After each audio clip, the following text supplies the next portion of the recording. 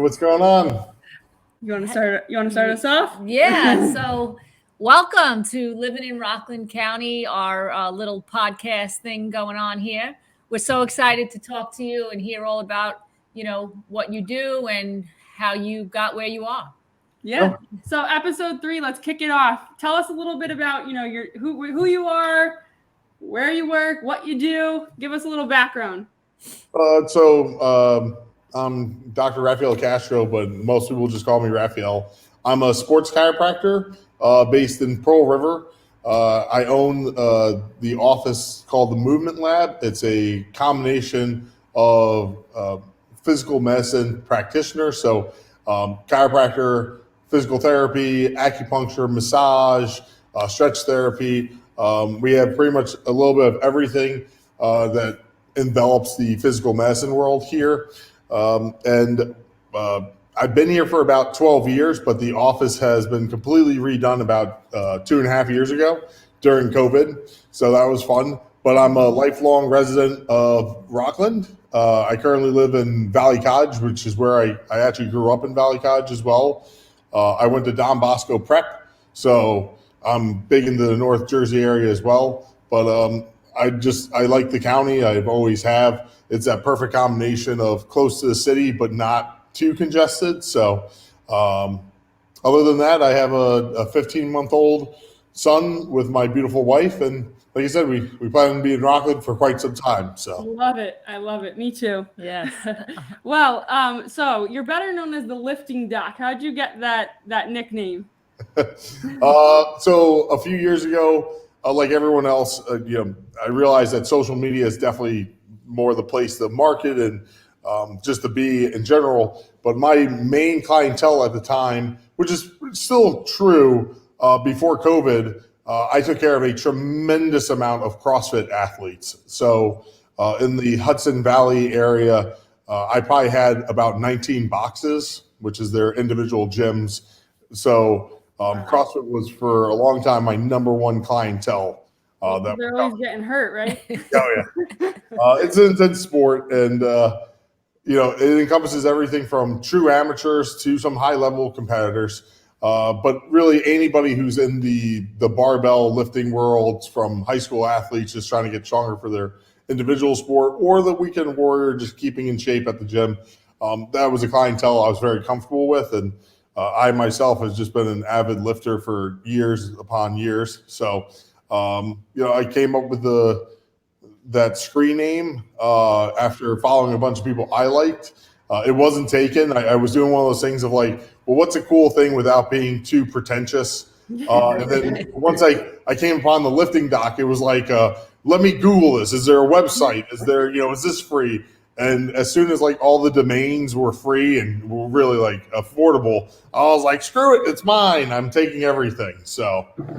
Well, that's great. I mean, it's really hard nowadays, especially like us. We have our own domain too called McMullen Realtor. And it's like, it's so hard to get a domain today with, across the board. Yeah. Oh, no. When I started the office and wanted to have a general name, like the just Movement Lab, that was super hard because it was like, once I went for the domain search, it was like, oh, this is a really popular name. You're not going to find it. Or it's like, $5,000 just to have the .com. Yeah, damn it. Well, that's awesome. I was resonating with your lifting because my husband was a strongman. Oh, there you go. Yeah, so he has all kinds of injuries. He blew both his biceps out, lifting one of those stones. He did. Yeah, he used to do all those. That's actually quite a common strongman injury. So. His whole body is wrecked, right? Yeah. Well, it's common. Strongman is actually, in the terms of like lifting, like regular gym lifting is a very small injury factor. Once you get into like powerlifting is a little heavier, but like strongman has like a 32% injury rating most of the time. For you to be like, hey, if someone comes in, they're like, I'm doing stone work. I'm like, yeah, you're probably going to blow out a bicep eventually. It happens. He blew both of them out at the same time at a competition. And you heard them pop. It was so god awful. Yeah, it was terrible. But did he get the lift? That's all that matters. No. Yes, he did get the lift. Yes, he did get the lift, but well worth it. He never got his arms fixed, so that's the problem. So yeah, they're like all scrunched over. Yeah, they're like he had double knee replacement. He's a maniac. But I mean, now he's a little older, and we just go to the gym and just do regular stuff. He just laughs because he's like, he was so in it, and now it's just like, this is nothing for him, But. Well, back to you being a chiropractor. So when did or why did you choose to become a chiropractor? Like, walk us back. You're in high school. Did you know you wanted to be a chiropractor? So I'll tell you, there's two actually little funny things about that. Years ago, I was actually cleaning out my house, and my wife, or might have been my girlfriend at the time, she was like getting all the old yearbooks, and we had like one of those like grammar school 5th grade yearbooks, and she's looking through it, and she's like, she gets to a page, and she's like, "What the fuck? When did you know you're going to be a chiropractor?" I'm like, "What are you talking about?" And on the bottom of my 5th grade thing, it says future chiropractor. Really?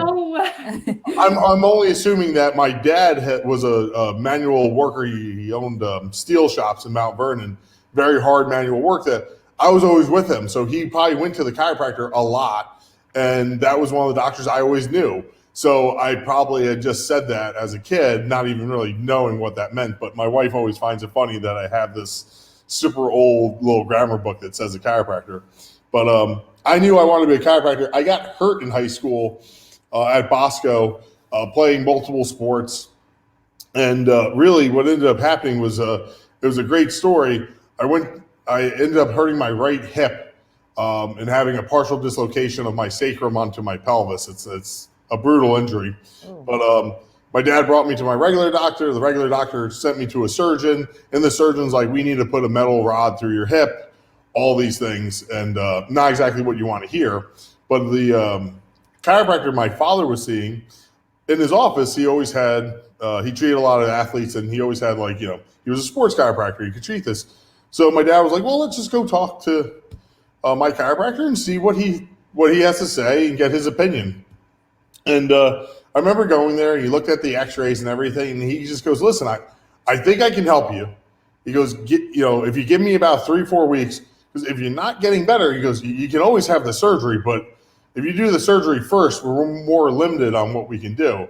And my father looked at me. I was 16 at the time, and he was just like, "What do you want to do?" And I was 16. I was like, "Well, this sounds a lot better than having a metal rod through my hip."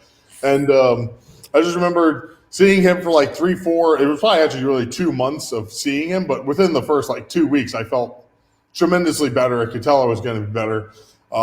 He sent me for a little physical therapy, like maybe a month in, but really, I think about 2 months afterwards, I was back to practicing. I was completely, back to doing what I was doing.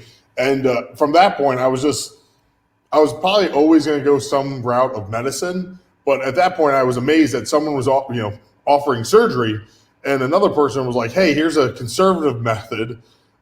We could probably help you." And that really sunk in well with me. So when I was deciding where to go to school, my father was still like, "You should go visit every doctor you can and see different offices." But every time I went to an orthopedic office and things like that, the people in the office were kind of nasty. The women working there were bitchy. It wasn't, the best atmosphere. And every time I would visit a chiropractor, they have cookies on the front desk. The chiropractor's hugging everybody. Everyone's asking about the fit. I was just like, this feels so much more as a wholesome, together. Where would I want to be in an office all day? And it was the chiropractor just seemed to be the fit that I really liked. I didn't like the white medicalness of all the other offices I went to. So ever since the injury, I really just always got pulled into that direction. That's amazing. That's awesome. So you're really inspired by something that hip was personal to you. It wasn't just you pulled out of a hat, "I want to be a chiropractor." Yeah. Oh, no. That's awesome. That's awesome. So where do you see the vision for Movement Lab? What do you see where's that going? So the movement lab has always been an interesting thing because when I remodeled this, I practiced for 10 years. I rented space from an older chiropractor here. The office was exactly that. You walked in, you're like, this is a 1980s old school office. And I practiced by myself for the majority of the time. But after doing that and then buying the real estate here, I was just like, I don't want to. Yeah, one, you don't need a big office for a lot of the stuff that we do. So I was like, I don't want to practice by myself. It's kind of boring too. Yeah. People constantly ask you about other things. You can't fix everybody, you can't help everybody. And, no matter how good you are, it's not everyone's a fit.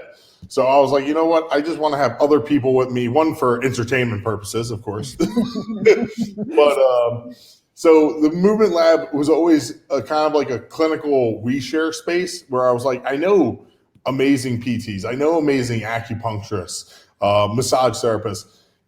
Why don't I just have them here, and we can all work together, and that's really going to help the most amount of people.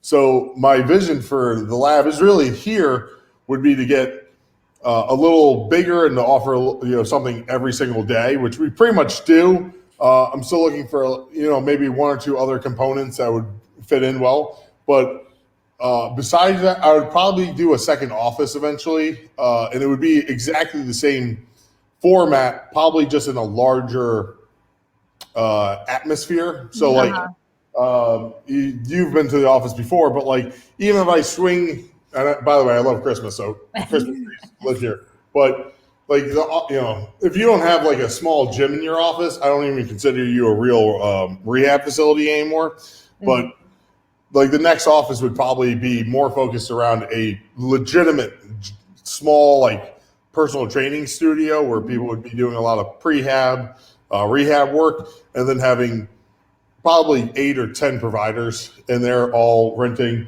and using the space for the same goal. That's amazing. That is amazing. Because there's really nothing like you around in Rockland that you either go to the chiropractor, you go to the physical therapist, like.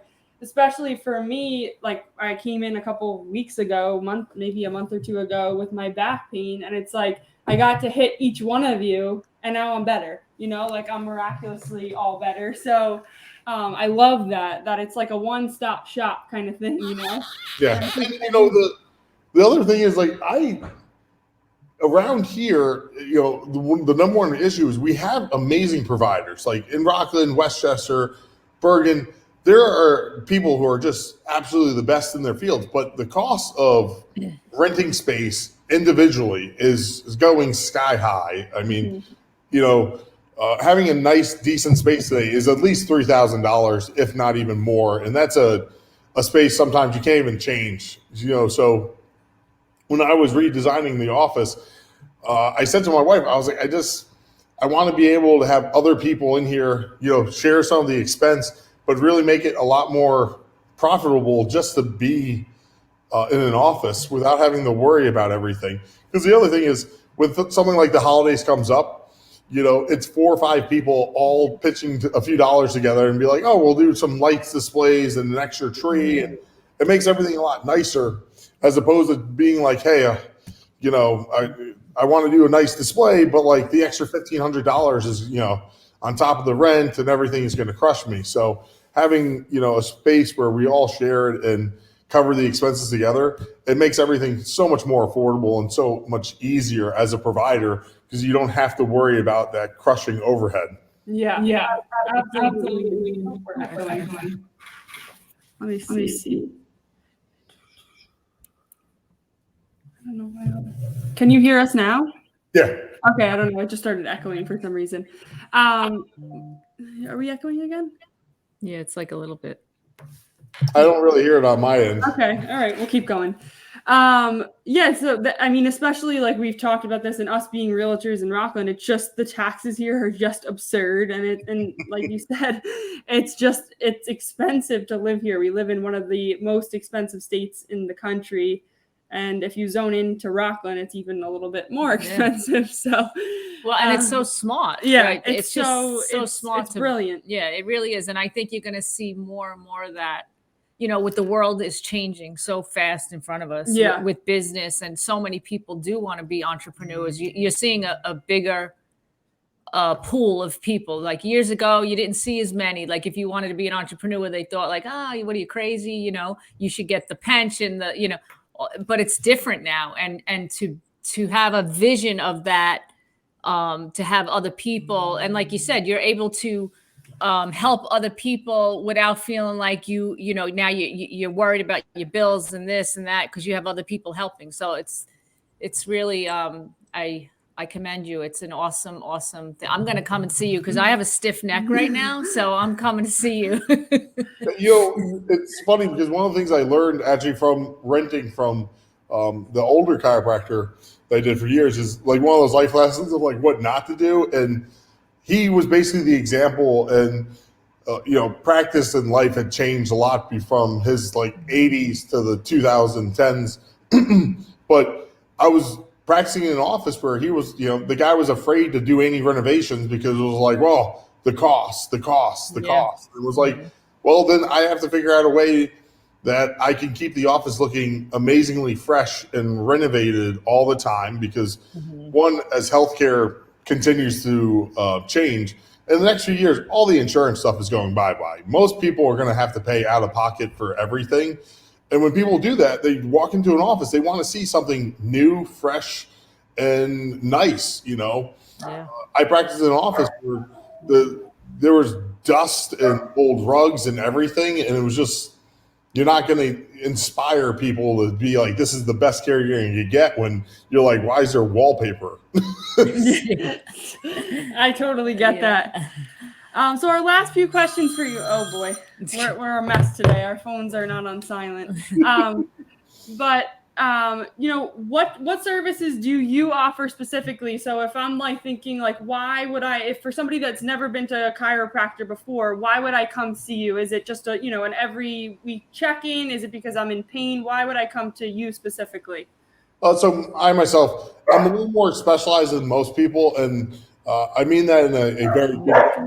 So I myself, I'm a sports chiropractor, so I not only will look at the spine and take care of neck pain and back pain. A huge component of my office is actually like shoulder pain, ankle issues, knees. So we do everything.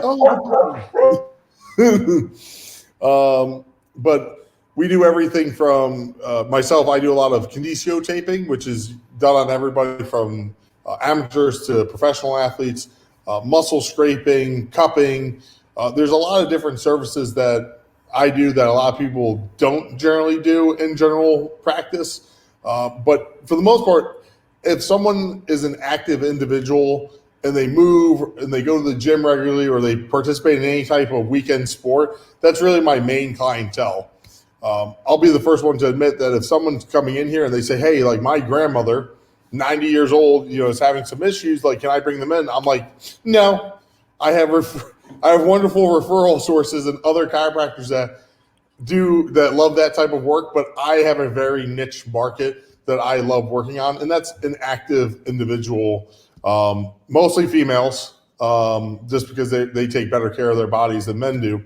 But my practice is, if you come in here, you're going to be like, oh, it's a 20 to like 60-year-old age range, and most of the people are very active. I love that. I mean, for that, I found you and I was like, this is just perfect. And then you were saying like, you service a lot of police officers and first responders, and that just hits home to me. So I really love that. So do you take insurance? Like if I was thinking about coming to you, what is that? I only take a handful of insurances, and right off the bat, it's pretty much any type of Blue Cross Blue Shield insurance. Empire New York Ship, which is the state insurance, is a big player in my office, and then like Cigna's. Everything else is out of network, or we work with it. But for the most part, some people get a little confused because they say, oh, well, you don't take Aetna, so I'm not, I won't even bother coming in. The problem with Aetna's is that their deductibles are so high, and generally the age range is like, if you're 35, you go to the doctor once a year, you're not eating up that $3,000 deductible. Yeah. So your copays don't even come into effect anywhere near that. So I still take care of people with a lot of Aetna insurance. It's just we don't even use the insurance because If you see me 3-4 times a year, even if you're someone who loves chiropractor and you're going to come in 8 or 10 times, you're still never using up $3,000. Right. Yeah. It's just not worth it to go through. Yeah. So for most people, I still try to explain what's going on with their insurance, but most people see me generally a lot less than you would a regular chiropractor or a physical therapist, because once again, the more active and healthier you are, the less work we generally have to do to get you back to being pain-free or getting back to your activity. So it's a lot more enjoyable. You don't have to see this so much. I know I came in, you like lifted me off the ground and yanked my shoulder, and now I don't have to see. I saw you once, and I'm like, I was going to other chiropractors weekly, which they're great for those needs too, right? But like the specific pain thing, I don't know what you did, but it just I'm never one of these people that's trying to talk down about anything else. It's just what fits the individual person. I particularly like rehab work and fixing active people. That's my niche that I love. But the healthier, the stronger you are, the less you need. It's more of I like the term like coach. You sometimes just need someone to come in there and say, hey, we're going to do this for 2-3 weeks while you rehab, do some physical work on you, and then you should be better. And then you go on and you're going to take care of yourself through stretching and yoga and all these other things is my main thing. And hopefully I see you once in a while, as things get stressful or other breakdowns. But I don't. Hopefully you're not living in my office. I mean. How does chiropractic work actually, like, so you hear those pops and all that stuff. How is it actually working? Like, so the main thing, and this is true of almost everything when it encompasses physical medicine. Why does physical therapy work? Why is kinesiotaping or muscle scraping or anything it's all through the central nervous system. Our brain controls everything. What we're doing though is we're firing off different receptors that will actively alert the brain to what's going on. That's why some people will love, like myself, when I get adjusted, I'm in heaven. Everything feels right. I feel very relaxed. Everything goes back. But really, we're firing off different receptors that brings the brain's attention to that area and says, oh, I don't know why there's all this inflammation there. I can calm this down, and the brain will relax things. It's just like when you get acupuncture, one of the big things is they're firing off these huge receptors. You have an injury, they can put a needle right in there, and that's going to directly fire off receptors, and the brain's going to say, what's going on in this region? If we get massage, it's the same thing. They're using massage techniques and firing off different levels of receptors through our fascia, muscles, and skin to bring the brain's attention there. And the brain does everything. We're just facilitators, helping, work through an injury. But it's always the central nervous system is the main controller. So, like I said, it's just different people respond to different things. Some people really love chiropractic work. And like I said, I'm one of those people. I get work done and I feel amazing. Some people go to Maria, the acupuncturist here, and they feel amazing with a few needles in them. And they're like, that's the ultimate thing. Or you get someone who goes to the massage therapist and they're like, if I get work done once a month, I feel like a new person. Whatever works for you. And, all this stuff comes from when we were developed in the womb. There's just some people. I was talking to a client who they love getting worked on chiropractic, but I said, oh, maybe you should get a massage once in a while. And they were like, no, if I get touched, like after 5 minutes, I'm done. I can't do it. It's so weird to me because I'm like, oh, it's like the most relaxing thing. Yeah, right. Mm-hmm. But that person was like, this is like, it was like I was offering them a punch in the face. I'm like, come on, let's just punch you in the face and you'll feel better. And they're like, no, I completely hate that. It's terrible. You know what? To them, it's too much for their nervous system. They don't like that sensation at all. So, it's what works for you. That's why there's so many different professions and so many things, especially in the physical medicine realm. So it's just whatever is going to help you the most. So hopefully I'm a good fit for most people, but I love that. I mean, you don't really hear that with,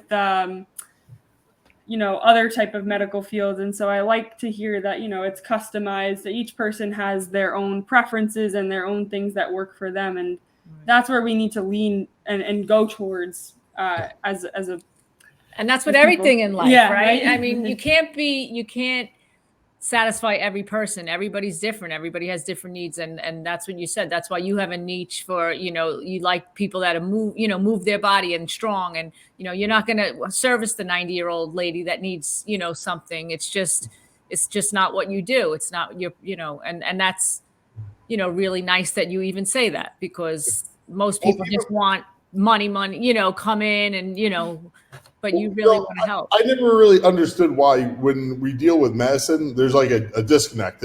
There's a practice is a business, and for some reason I meet so many different providers throughout the work that I do, and I teach CEUs throughout weekends, so I sometimes get to teach the 30, 40 different chiros and PTs. And there's just people, they're like, I take care of every single person out there, from babies to super old people. And I'm like, that's so incredibly difficult. Even I've been in practice now 13 years, and the more I practice, the more I understand that I know a ton of information on a very small population. Mm-hmm. So trying to treat everybody and being like, oh, bring your kids in, it's like that in itself has so many challenges and everything.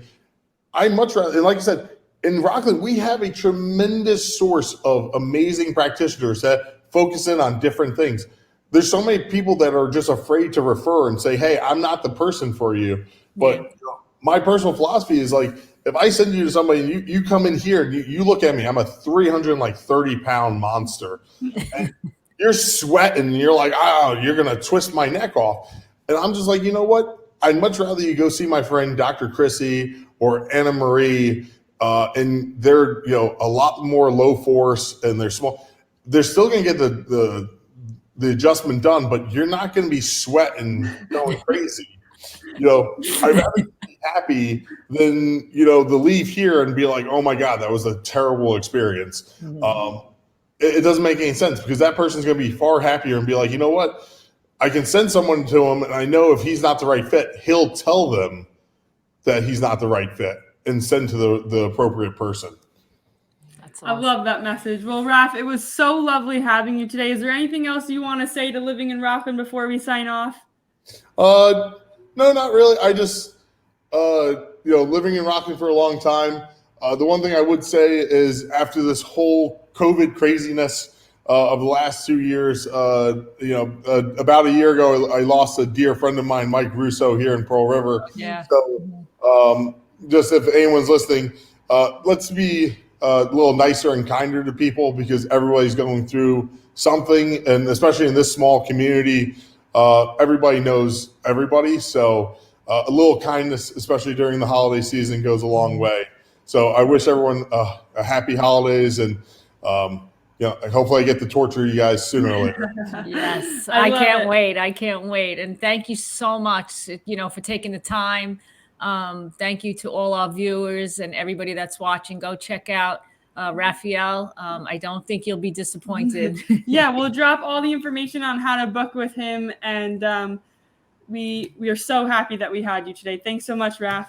No problem, guys. Have a great day. Bye.